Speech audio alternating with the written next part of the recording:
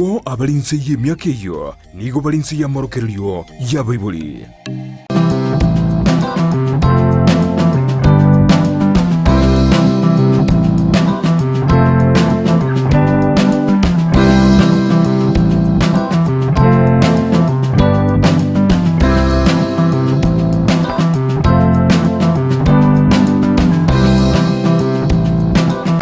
Kingiana ndo mwancho muligerero Ndizi TV nabo bwanso bwo mu Gusii ngo kwarigana imiyo mu rubero bwo komenya Okuya mu rubero to kosemi wa manke igoro iyo komenya buya kwebo chenu kurenda emebere ya ito kweneke mnantori akwe gosengwe tanga turi korwase amarwere nabo igo imicando ye kinyencho au yora iki ya tanto abete to kwanira igoro yo boroire bwa endrume gose epilepsy buna banke bamanyete anto abwato munyegetario yo beta gutumanya amanga gatumanya epilepsy ningi nuborere bwo cyanda mono obonko gatumanya nki yakoboreta asumubiro mwanya bantu gatomanya buna kero muntu onde bwensi nabakonyora oburwero bwigana mono ebyorokerera imbiri byebi ningi kerimono yekoirera gosekera umuntu arorira kwento koenda sinyagitari usasa bamanyi eriyo baba bakumurigereria ndu atigerete ase twarenge kurigereria cinjera cyukorinko lya kumanya gusa umuntu oburero bagwatega no bwendurume aseri tolera na ndengo kwarigana senchira ya bene eriyo togendererie umurobere yuga togendere kuigwa mange iguro yoburero bwiga bwendurume asare naracho tumanya iguro yobo wenya bokurwewa cinjera cyo wetanga nkiricyeki nabo igo complications cyo burero bwiga nkiricyeki na mono akigo tuwasioreria amange kubwatikana nekingenjo kiri abantu bamanyete kubwatikana no burero bwiga yakora abantu abanga bamanyete buna obutari borwere no koragererwa gose ebintu binde igo banacho tuwasoreria ase obume okwarwe na senchira beno biko gusangana ntwe ko mwere asensemo ya Facebook tonyarwetra Ndizi TV News Digital asensemo ya YouTube tonyarwetra Ndizi TV News rumurobero kore tosore na inche Evelyn Osero ngokwarwa na senchira beno tobeto gusanga wika omwero. Karibu tena daktari. Ni wakati mwingine tunakukaribisha tena kwa hiki kipindi ili tuweze kuzungumzia kuhusu ugonjwa wa epilepsy. Kumbuka wiki iliyopita tuliweza kuzungumza mengi, ulituambia epilepsy ni nini, causes and the symptoms, zile dalili. Lakini kuna mtazamaji labda wiki iliyopita hakuwa anatutazama, labda unaweza chukua muda kidogo umjulishe umkumbushe jina lako na mahali unapatikana. Kwa majina naitwa Vincent Orimba, ni daktari wa ugonjwa wa epilepsy specialist, na nimekuja kaunti ya Kisii kujaribu kueleza watu kwa niaba ya CBO ambayo inafanya kazi kwa sasa kwa hii area, na nafurahi kwa kupata nafasi kwa hii radio TV station ili nielezee watu ya ugonjwa wa kifafa. Karibu tena. Wiki iliyopita tulizungumzia mengi na tulikuwa tumefikia mali pa kujua mtu kama ana ugonjwa wa kifafa, diagnosis. Ulitufahamisha kwamba mtu anaweza kuwa diagnosed na wale ambao wanaona dalili karibu na yeye, na kama nyinyi zile sijui kama kuna njia zingine unaweza tumika kupima kujua kama mtu ana ugonjwa wa kifafa. Hapo ningetaka kueleza hili. Kwanza, diagnosis ya epilepsy, ile history inachukuliwa, yes, eyewitness account ile aliona, yes, na pia daktari kupima mtu. Kunayo shida tunayo kwa sasa kwamba tunayo some very sophisticated tests tunaweza fanya. Ziko 4. Yes. Moja inaitwa EEG, nyingine ni CT scan, nyingine ni MRI, kuna zingine pia juu.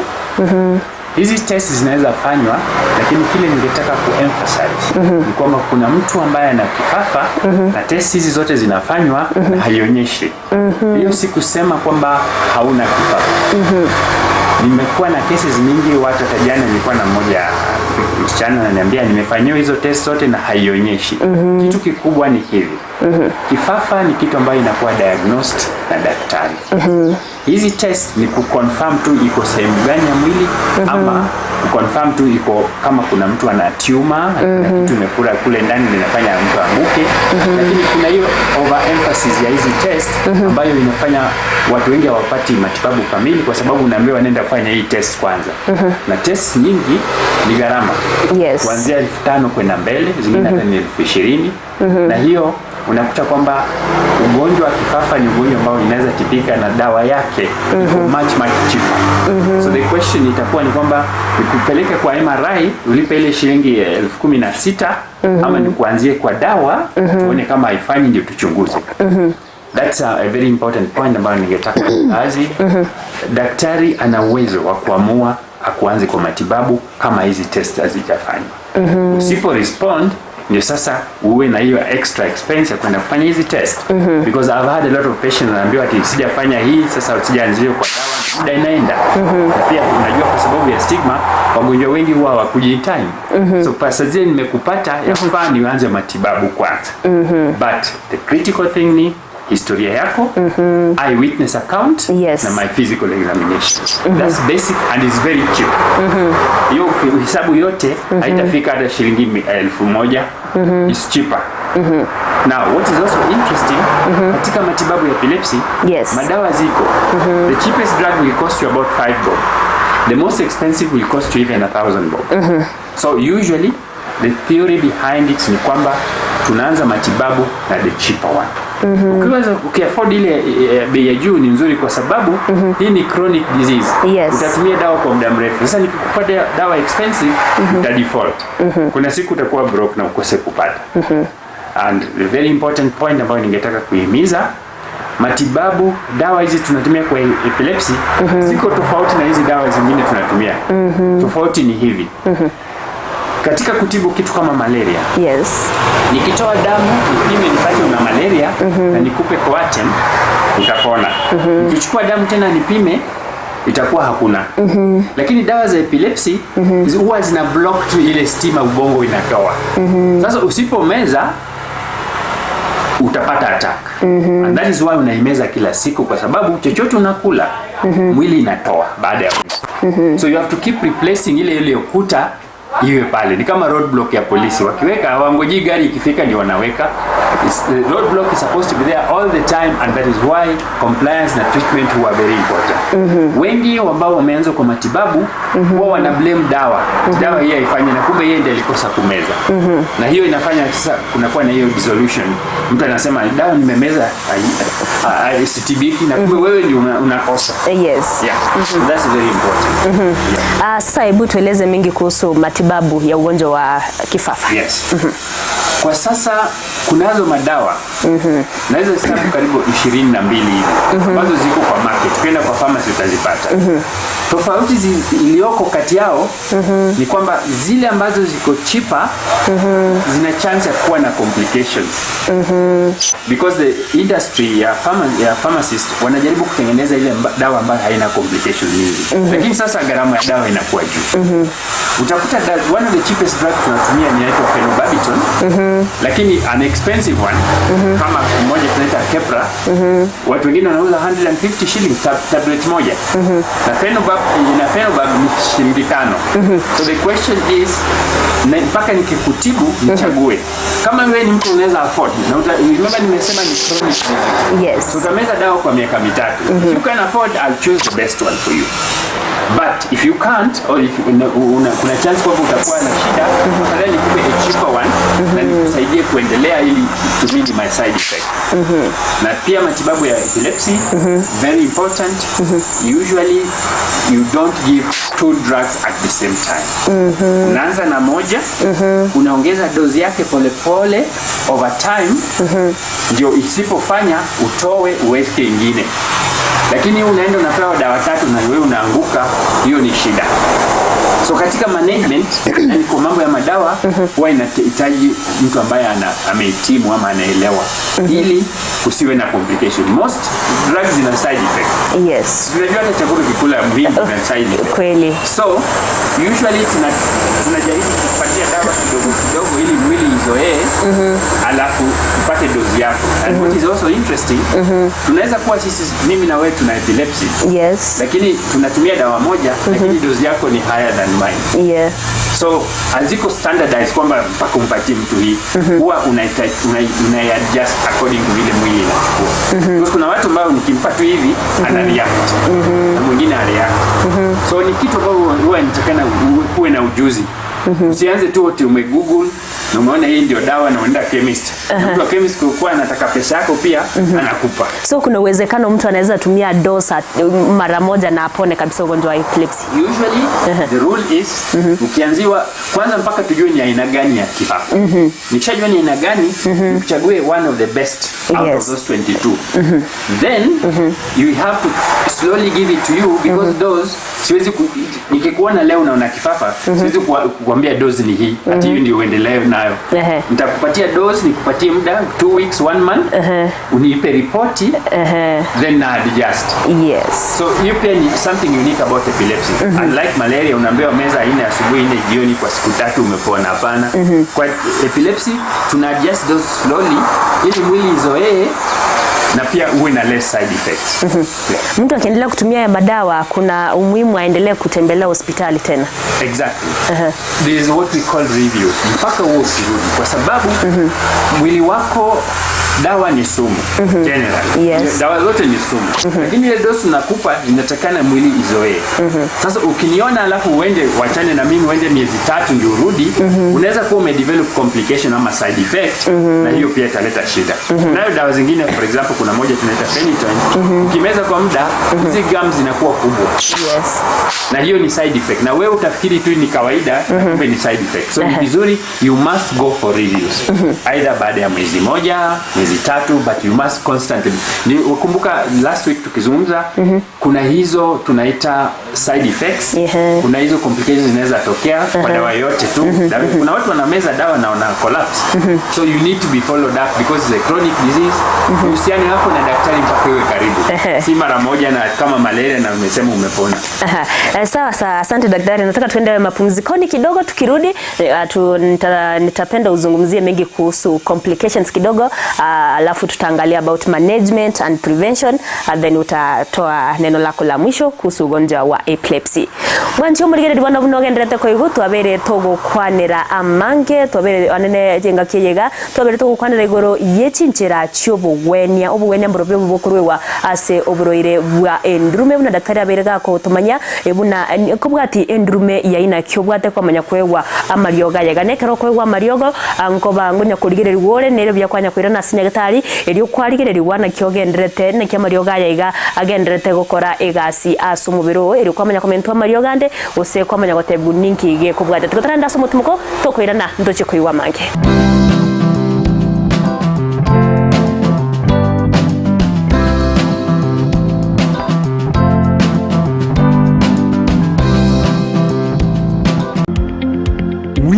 Electricals and Electronics ni wauzaji wa bidhaa za kuunganisha stima na pia bidhaa za elektroniki zinazotumia stima kama vile televisheni, hoovers, decoders, birika za kuchemshia maji, mashine za kunyoa nywele, DVD player, bulb za aina zote, power extensions, consumer units, showers, solar panels, inverters, industrial sockets, switch boxes, cooker sockets, circuit breaker, pasi, insulator, testers, meter boxes na zingine nyingi. Kwa mengi zaidi watembelee mjini Kisii katika jumba la Gusii Plaza room namba G2 au wapigie simu kwa nambari 0715009827 au 0718607462.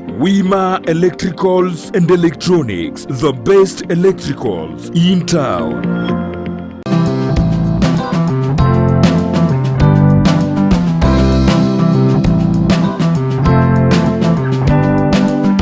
Na ndo mwancho muri ya senche ya bene twakoro mutumukongo kwariganira tugendere gusanga mange igoro y'uburoire bw'endrume. Karibu tena daktari. Sasa nataka utueleze kidogo kuhusu hizi complications zenye zinatokea wakati mtu akona ugonjwa wa epilepsy. Complications za kwanza ni zile ambazo tunajua. Mtu akiwa na kifafa ameenda karibu na moto, akianguka kwa moto anachomeka. Anaweza kuwa na convulsions zile very strong, anavunjika, kitu inamgonga. Yes. Anaweza kuwa na complication ya dawa. Ndio sababu it's very important kwamba huo ukiona daktari. Sema mimi nishapata dawa sasa naendelea. Alafu ya tatu utakuta kwamba mtu akiwa na epilepsy anaweza develop mental illness. Yes. Na mental illness iko mbili.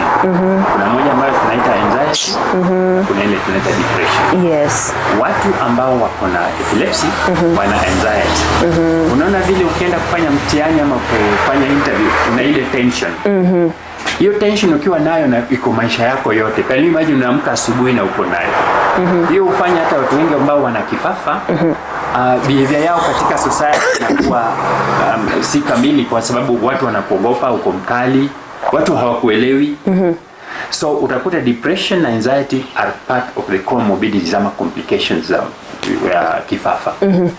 Now apart from hizo injuries ambazo unapata, and by the way, mtu anaanguka kwa moto kwa sababu all the 5 senses, sight, hearing, smell, taste, wakati unapata hiyo seizure huwa zinakuwa affected.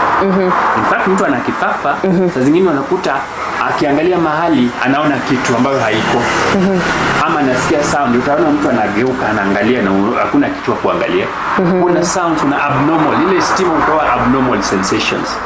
Hiyo ndio sababu unaona mtu ana kifafa anatoa mate. Ni mate tu ile ya kawaida ya kila mtu, lakini sasa ile saliva gland iko overstimulated, sasa anatoa mate. Same case na kukojoa. Mtu anaweza pata seizure na ajikojolee. Ni kwamba tu ile bladder valve ile inazuia makojo kutoka imefunguka because stima imekuja excess, because hiyo stima ndio uzima. So utakuta in terms of complications, kuna complications za ugonjwa yenyewe, kuumia, physical injury, na pia unakuta kwamba kwa muda ukipata seizures zikiendelea, ubongo wako unarudi nyuma. I would like to emphasize that watoto ambao wanazaliwa wakiwa na kifafa, they are usually exceptionally bright.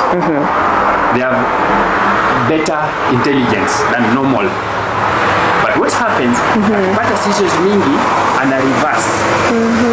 Mama atakwambia mtoto wangu alikuwa mzuri, alikuwa ameanza kusoma, lakini sasa anarudi nyuma.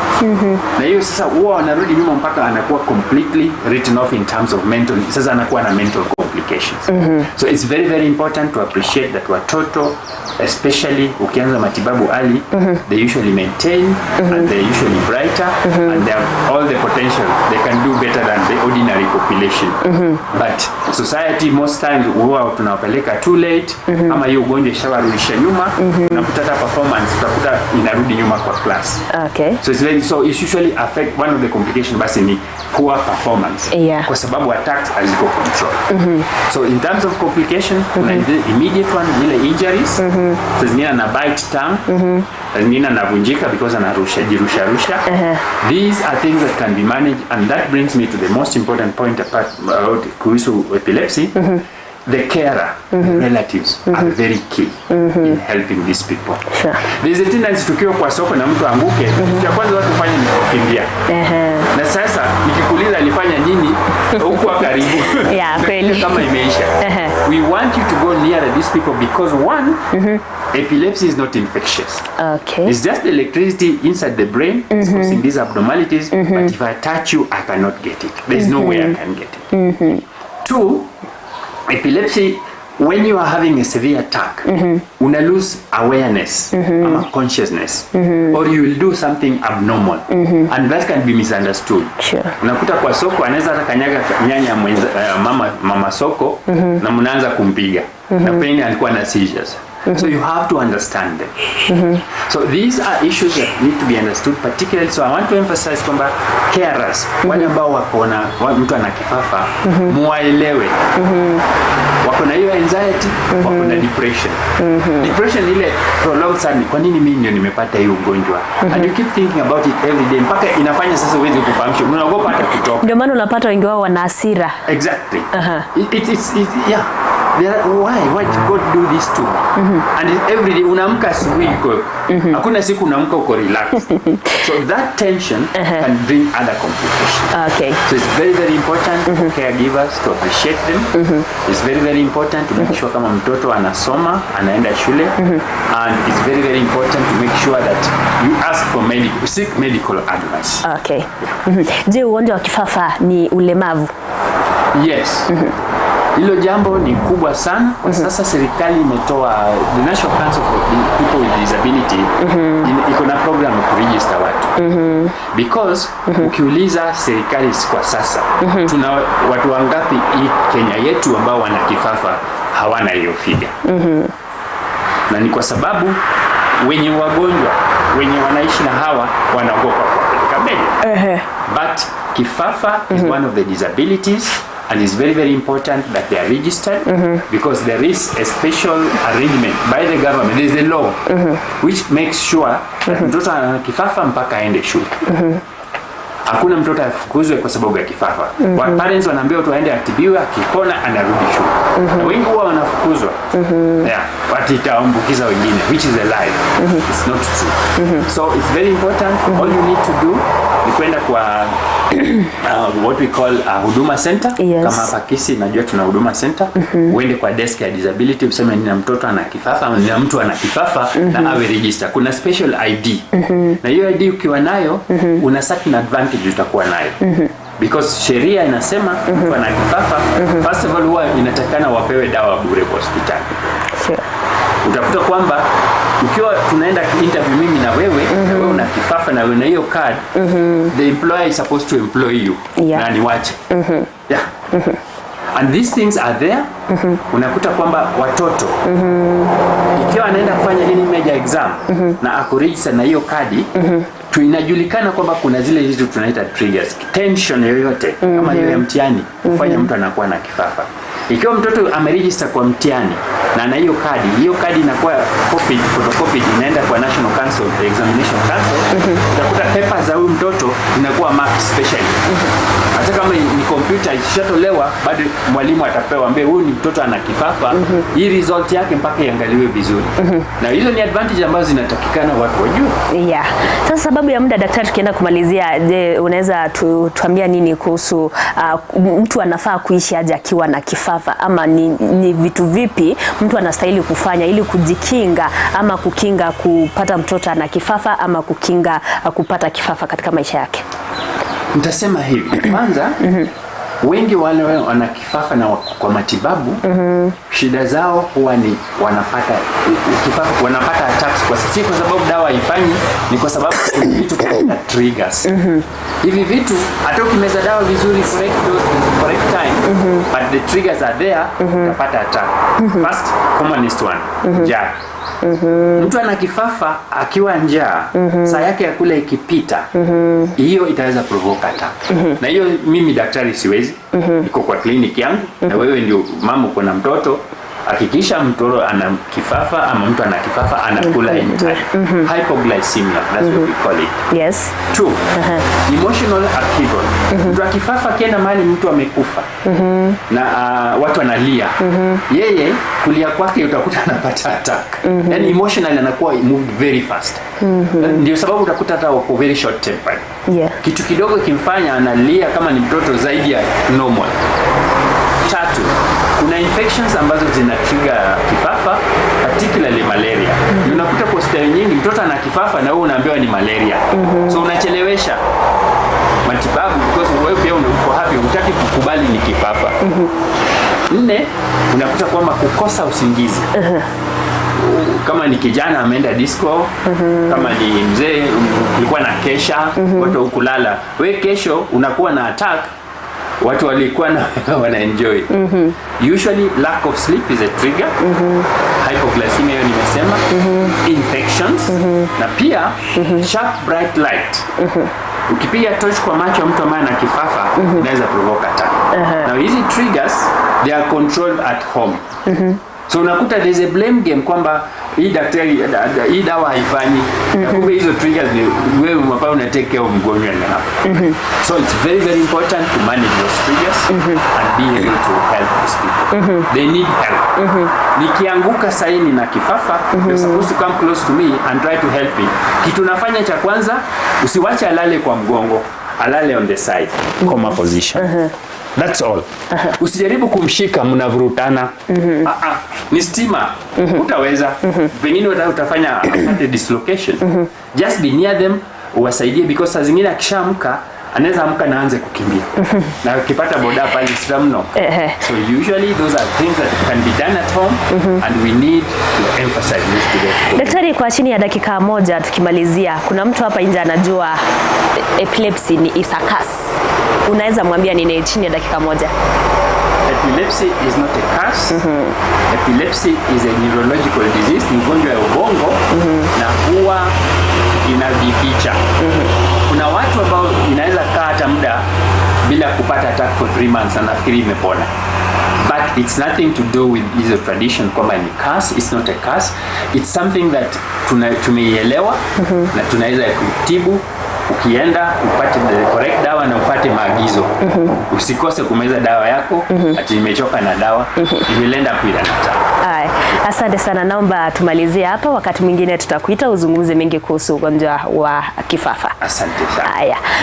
Mwanche murigeri bono mna kwa igura ina mangitu abere togo semiwa igoro iyo burwaire bwendume buna twatebe burwaire bwendume tari okuragereri wakorende no burwaire borororo nambu yatobaikange na twamanyiwe na obutari burwaire bwo kwambukira yekara kwa rero muntu abwate biorokererie bigo muntu agurense moikange manyo muchando eningiri yenchira yokomokonya anene kumuira senyegitari eriabe gakonyora ubugwenya wekachinga chinde imero murobere bwo Okomenya Okuya nigokoretwa sore na inche Evelyn Osero.